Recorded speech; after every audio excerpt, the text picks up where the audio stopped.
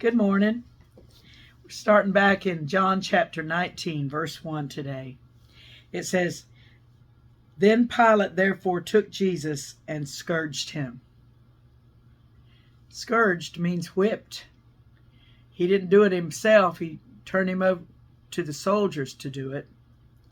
They say that they whipped him really hard and strong to take some of the strength out of them, where they could die easily on the cross, not take so much time to die. Well, didn't Pilate say that he found in him no fault at all?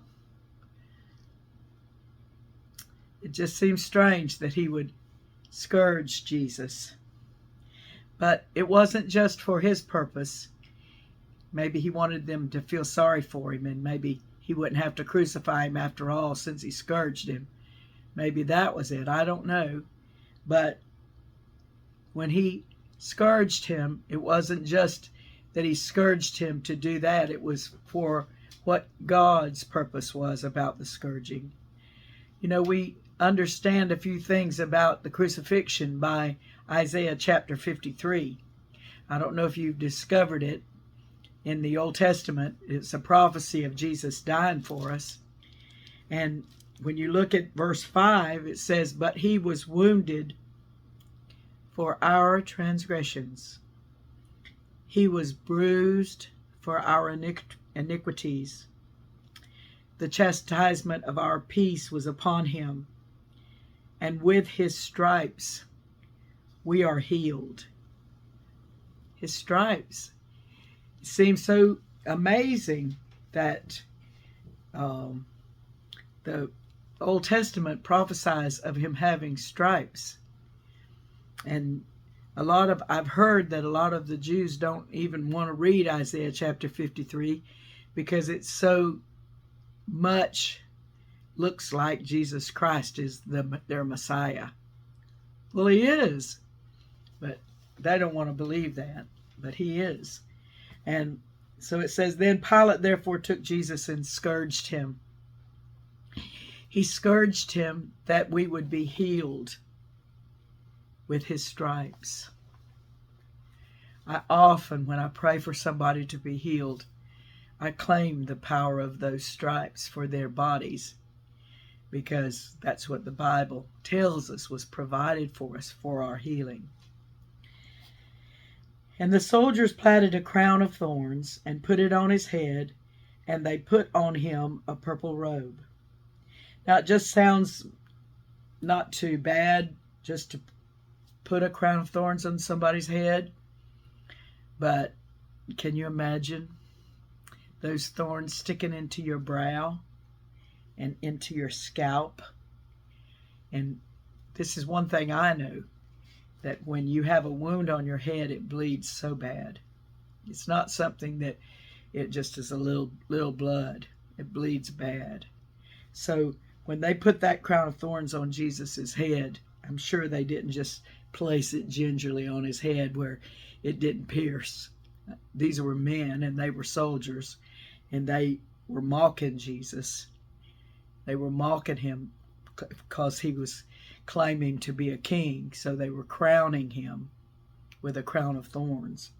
So I'm sure they mashed it down on his head, and then they put on him a purple robe, trying to say, "You're gonna be a king, okay? We're gonna dress you up like a king," mocking him, and said, "Hail, King of the Jews!" And they smote him with their hands. Pilate therefore went forth again, and saith unto them, Behold, I bring him forth to you, that ye may know that I find no fault in him. Then came Jesus forth wearing the crown of thorns and the purple robe. And Pilate saith unto them, Behold the man. I don't know why he thought that they would believe that he found no fault in him if he had caused him to be scourged, and if he was wearing a purple robe and a crown of thorns. It seems like that they would feel like There must be something bad about him if Pilate himself is treating him like this. Maybe I'm looking at it in a naive manner, but it just seems like Pilate was not saying, I don't find any fault in him by the way he treated him. He was saying, I can do anything I want to him, and I'm trying to make him look pitiful in your sight where you'll have pity on him. Maybe he was saying that. But it really was saying, I'm trying to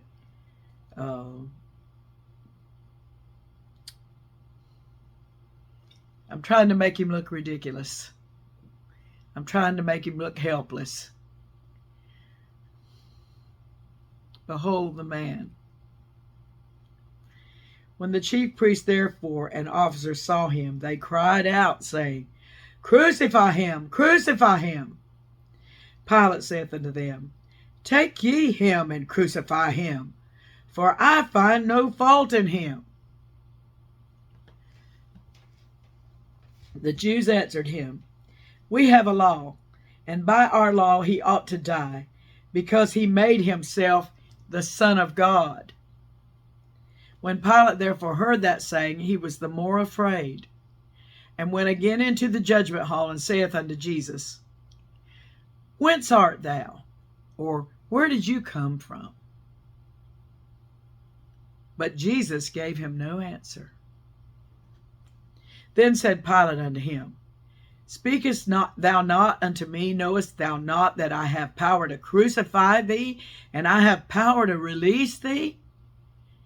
Jesus answered, Thou couldst have no power at all against me, except it were given thee from above. Therefore he that delivered me unto thee hath the greater sin. So Jesus did not say that he wasn't sinning by doing what he was doing toward him, that Pilate wasn't sinning, but he said, these people that delivered me to you, they have the greater sin.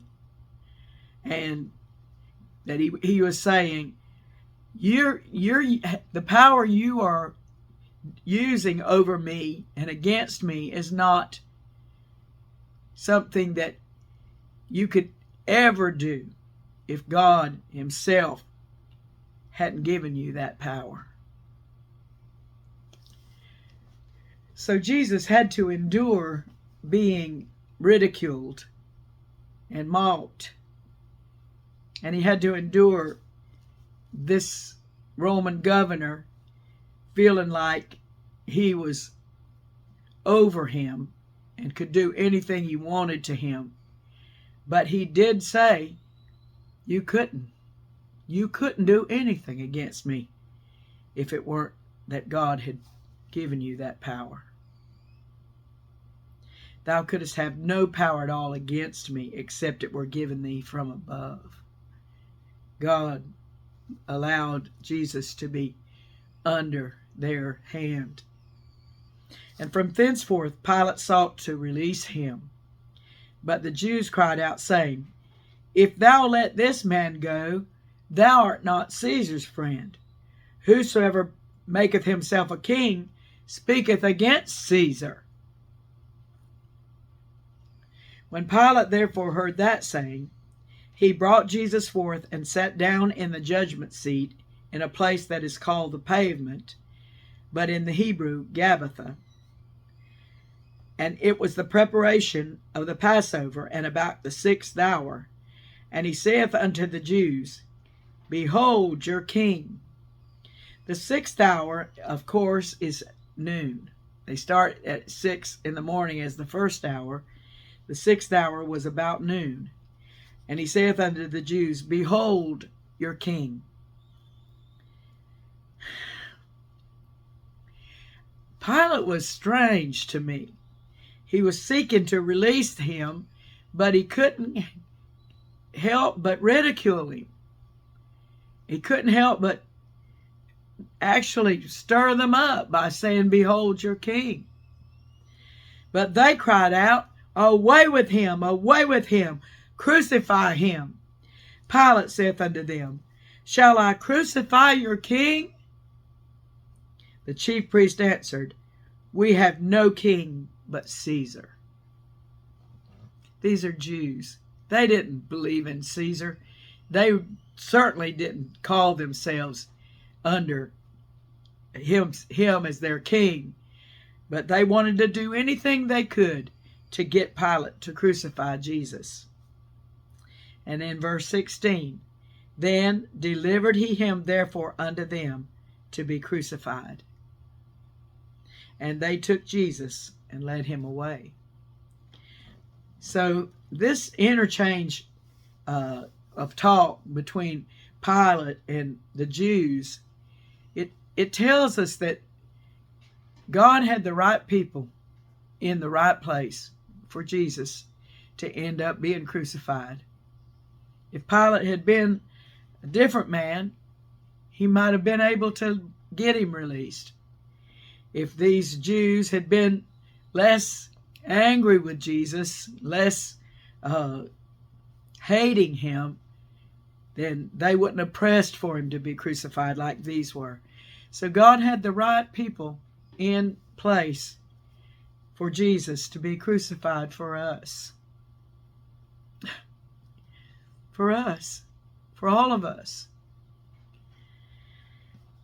"Then delivered he him therefore unto them to be crucified, and they took Jesus and led him away.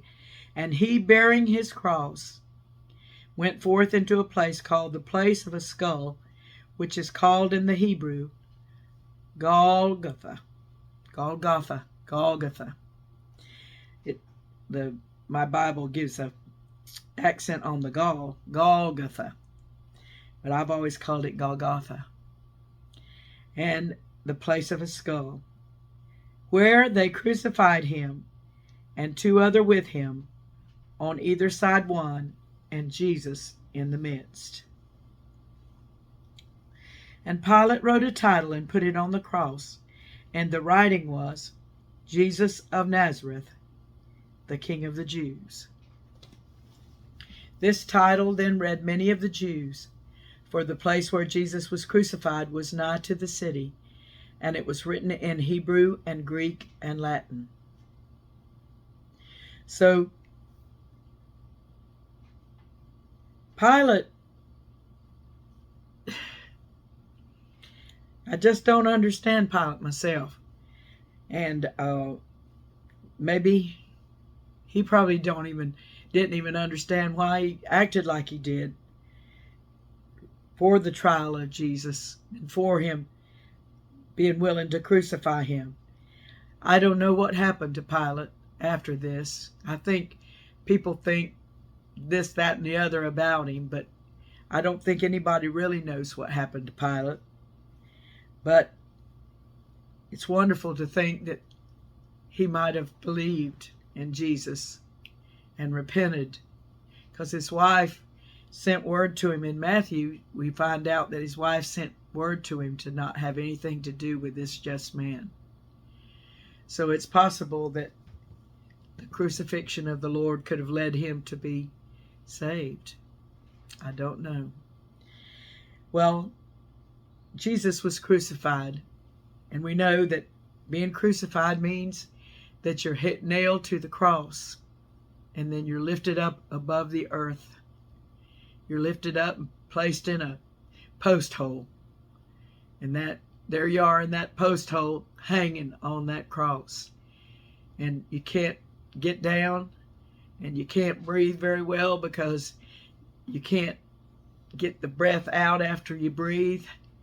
So it was torture. It was horrible torture. And Jesus was hanging on that cross in a horrible, tortured way. And then said the chief priest of the Jews to Pilate, Write not, the King of the Jews, but that he said, I am the King of the Jews. Pilate answered, What I have written, I have written.